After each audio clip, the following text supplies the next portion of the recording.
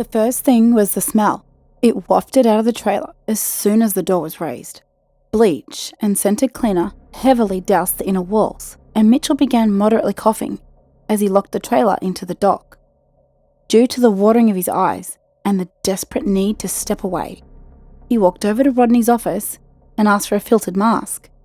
Rodney obliged, but decided also to grab a mask for himself and investigate the so-called murder of Mr. Clean.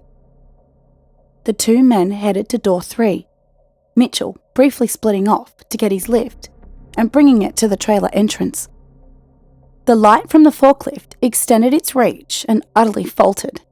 The back wall of the trailer was nowhere to be seen. After a significant length of bewildered hesitation, Rodney put on his mask and began to walk into the freight. Mitchell followed slowly after him in the forklift, lighting the way. Nothing was said between the two. They carried onward, though Rodney's stride faltered upon noticing the smell seeping through his mask. It was that strong cleaner bleach scent that Mitchell had mentioned, only now mingled with a slight hint of rot, which became more and more evident as they went along. They had progressed for about 5 minutes, and the stench had begun causing the men to gag and hack along their plight. Suddenly, the walls and ceiling ended. A bolt of lightning flashed above them, and the two men's startled eyes fell upon a world of muscle, bone, and fur. A drizzle of crimson began to soak them, and the squelching sounds of a legion of unseen abominations filled their ears.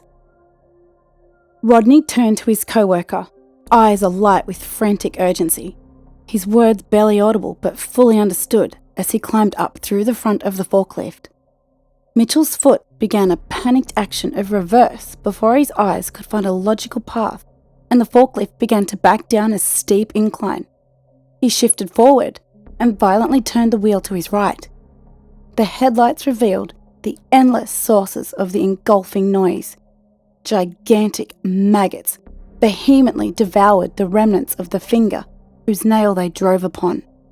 The wheels began hydroplaning on the blood raining from above them, giving more time than necessary to glimpse the eternal howl of a skull's anguish.